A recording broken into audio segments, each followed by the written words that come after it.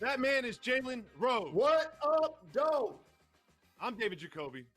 And on the cool check-in. Together we're Jalen Jacoby. What is it that we do? Give the people what they want. Adam Silver and the NBA are trying to give the people what they want by resuming and finishing this season. However, there's a lot of discussion about exactly the format in which they would play, and Dame Lillard has some strong statements about that. Quote, if we come back and they're just like, we're adding a few games to finish the regular season and they're throwing us out there for meaningless games and we don't have a true opportunity to get in the playoffs, I'm going to be with my team because I am part of the team, but I am not going to be participating. I'm telling you right now, you can put that bleep in there.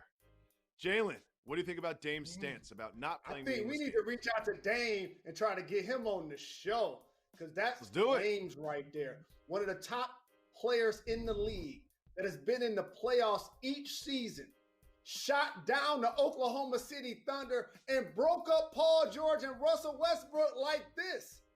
They're in the 9th spot, Jacoby. You and I want to see a 7 through 10 playing game. Yep. You know why?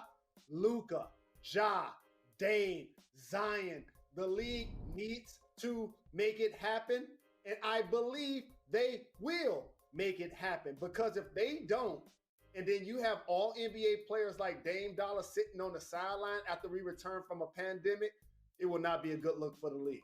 See, Dame is smart, and Dame knows. He said you can put that in there because he knows people are going to discuss it, and he knows that right now there are people in offices saying exactly how we should bring teams back, and there's a lot of momentum, I am sure, just to bring back the 16 teams that have currently qualified for the playoffs, and this is Dame Lillard telling through the media, listen, don't have me come out there to Orlando and bring my kids to Disney World and then not play meaningful basketball. I love what he's doing, and you know what? We should have him on the show. Do you think he should come by tomorrow to discuss this? 4 o'clock on ESPN. Absolutely. And also, Jacoby, Adam Silver is a terrific commissioner. He knows there's a difference between engaging 2/3 of the league and 20 teams versus only engaging 16. You got to create a level of intrigue before you get into the playoffs. You can't bring guys back, have them sweat a couple of days, have them do some 5-on-5 scrimmaging and be like, oh, it's game 1 of the playoffs. That can't be the method either. Well, we will see about that. We'll have an update perhaps when Dame joins us tomorrow. But we have an update on something that's been discussed a lot over the past month. Stemming from The Last Dance, there's a lot of discussion about Michael Jordan's involvement on Isaiah Thomas not being part of the Dream Team. He says there was a lot of people in a group decision and he had a little influence. Well, this is from 2011, the Dream Team Tapes podcast. Quote, Rod Thorne called me. I said, Rod, I won't play if Isaiah Thomas is on the team. He assured me, he said, you know what? Chuck doesn't want Isaiah, so Isaiah is not going to be part of the team. That's Charles Barkley, not Chuck Daly, the coach of the team. Jalen, what do you think about this bomb dropped from the past?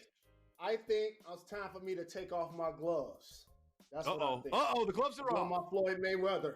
I'm on Floyd Mayweather right now. Let me tell y'all something that I've been wanting to say since the late 80s, early 90s as a Detroit native, okay? When Isaiah Thomas got left off the Dream Team and they took Chuck Daly, that was to hurt Isaiah, to hurt Detroit. And you know what else it was meant to do? Fragment relationships that he endured in the league. But when he started to beat the best players, Magic, Bird, Jordan, everybody was physical. Everybody was tough, but nobody did it like Detroit. And you know what happened when we finally stood and kissed the Larry O'Brien trophy in back-to-back seasons? Cats took it personal. They took it personal. And they kept Zeke off of the squad. And Jacoby, I'm going to give you another sneak peek that a lot of people kind of sleep on this fact. Rod Thorne was the general manager of what team that drafted Michael Jordan? Chicago Bulls? The Bulls. Which means, of course, they have an intimate relationship and they can talk about it in the late 80s, early 90s, and none of us find out about it. Unless all of a sudden, a couple of years later, it comes up on a podcast. Isaiah didn't deserve this. Detroit didn't deserve this. And this is why those relationships are still fractured in a lot of ways to this day.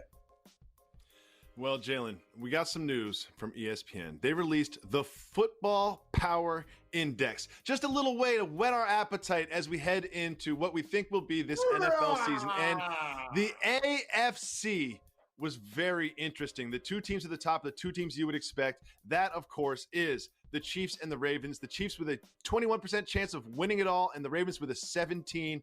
Jalen, which team would you pick right now, this early, to come out of the AFC, the Chiefs or the Ravens? You already know. I do know. And I know you're wrong, and that's why I'm asking the question. And I know you're wrong, and that's why I'm asking the question. Go ahead. Tell me the Ravens are further culture. Oh, you going to go against me? Go ahead. You going against me? Harbaugh. Oh, really? Ravens are further culture. Go ahead. Yes. You know how much I love D-backs. And the Ravens are physical defensively constantly. And you know who else they have on the offensive side of football? The reigning MVP, Lamar Jackson. They only play 4 downs while everybody else is playing 3. And you know what else they did? They added to a strength. The Kansas City Chiefs did this too. This is kind of what great teams do. I wanted the Pistons to do this and take Carmelo Anthony, but they didn't do it. I wanted the Lions to do this and take Tua, but they didn't do it. The Pistons or the Lions. The best run team in the history of the NFL. You know what they did? Draft a great running back in the first round. That's what they did. So they could give a security blanket long-term to Lamar Jackson as they make my pick look right, as they win the Super Bowl this year, beating the Kansas City Chiefs in the AFC Championship. You know what? This is why this show frustrates me so much, because we are supposed to have a debate about the Chiefs versus the Ravens, but you take so long to talk about the Ravens that you also made my point while you're making your point about the Chiefs getting Clyde Edwards-Helaire. And the Chiefs are the defending Super Bowl champions, okay? The defending Super Bowl champions. I'm taking them with their improved backfield. Jalen, it is time for you and I to take a deep dive into a video we found on the internet. It's time to go to the tape.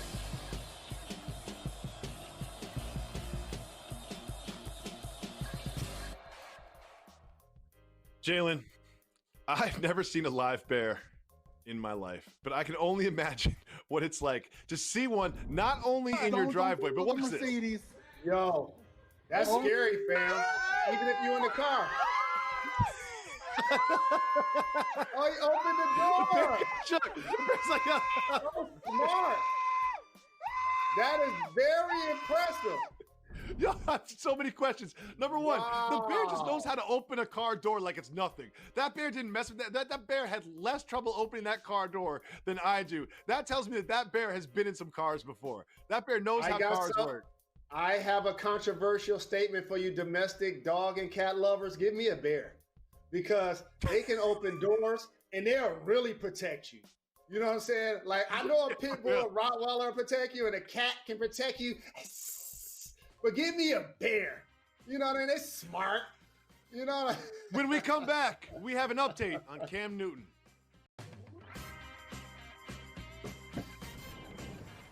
Welcome back to Jalen and Jacoby.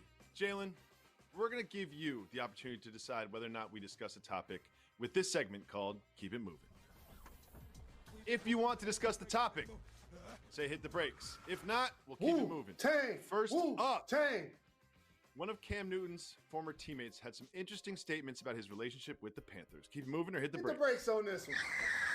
Here is what Mike Tolbert had to say about the way the Panthers treated Cam. Quote, "They've been doing him wrong timing-wise for the past 2 or 3 years, if you ask me. It goes back to his shoulder injury. Everyone knew his shoulder was messed up in the middle of the year 2 years ago, but they wait until offseason gets ready to start to have shoulder surgery. Makes no sense." He also discussed the foot, and he also discussed the timing of when Cam was released. Does Tolbert have a point that the Panthers have kind of done Cam dirty? Definitely has a point about when he was released. The other parts of basically playing through injury, those are choices that players often make to be there for their team and to play the sport that they love, that they get paid to do for a living. And he's an MVP of this league. He led the team to the Super Bowl. I don't believe we're having this conversation if the Chargers had picked him up like many anticipated, or if the Patriots ultimately pick him up, if they're going to do so. We will be talking about how Bill Belichick is going to mold Cam Newton. But since he isn't picked up, and he has injury history, and they changed ownership. And you know what happens when you change ownership? You change philosophy. So I think all of that worked against Cam. He will be back in the league. He will be a top 10 quarterback again, and he's going to be playing at a high level. It's only a matter of weeks until right here on this show, we're announcing that Cam Newton has signed to a new team. It's not going to take too long. Moving on. The Dolphins made a little statement about what they plan to do with Tua. Keep moving or hit the brakes. You really doing this to me? Are you really doing Let's this just keep to moving. me? I want to see you cry. Let's keep it moving. I'll make the decision for you. You got to save you from yourself. Keep it moving. Keep it moving.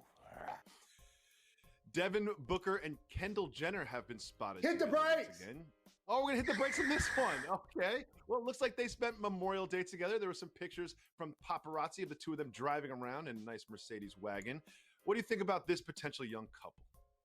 I got love for D-Book. I'm happy to see him living his best life. She definitely has a type.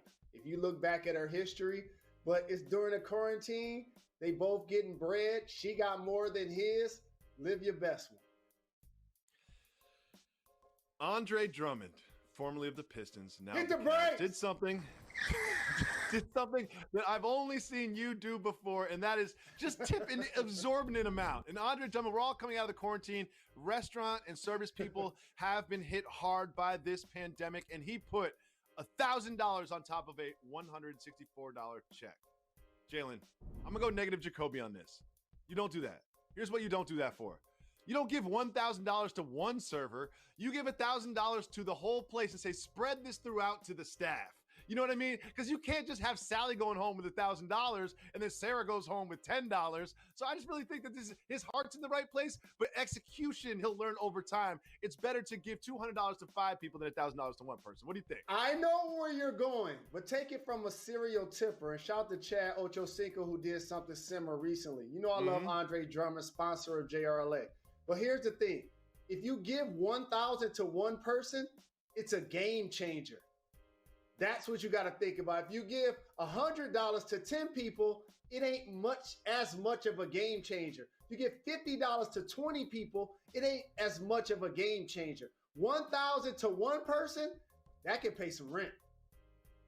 Well, the Michigan Wolverines football team hit the brakes. Gotten a commitment from a game-changing prospect, and Jim Harbaugh and some of his coaches celebrated by doing this, Jalen Anthony Rose, doing cartwheels. I mean, that is a poorly executed cartwheel. What do you think about Harbaugh's cartwheel form?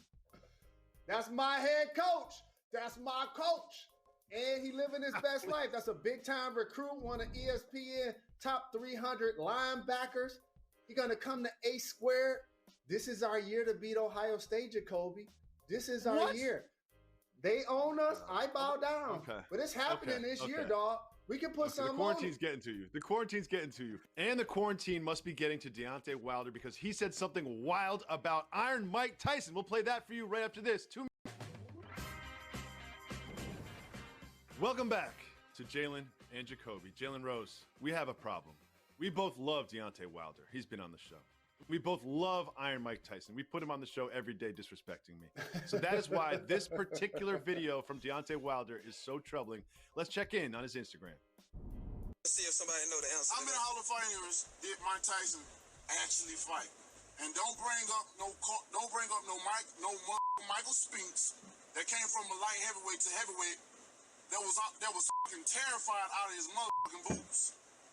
And don't bring up Larry Holmes, because we already know Larry was way past his prime. So how many of them? Interesting consideration. I have never questioned the career of Mike Tyson until now. What do you think about Deontay Wilder saying, show me the receipts on Iron Mike Tyson? In my best Slick Rick voice, don't hurt me again. Don't hurt me again. Two American-born heavyweight championship fighters that I've patronized their fights, been on our show. I love both of these guys. Here's the true disconnect, Jacoby. Wilder always felt like Tyson didn't give him love publicly as he was ascending. And he took that personal. Now, if you want to pull the receipts on who Mike Tyson fought, He mentioned Spinks. He mentioned Holmes past his prime. I get that. But that's like saying, let's talk about all of the centers that Shaq went against in the finals. He was still dominant. So was Iron Mike. Well, I hope to see Iron Mike Tyson in the ring soon. And now you will see Dan Le Batard and highly questionable. We'll be back tomorrow, 4 o'clock.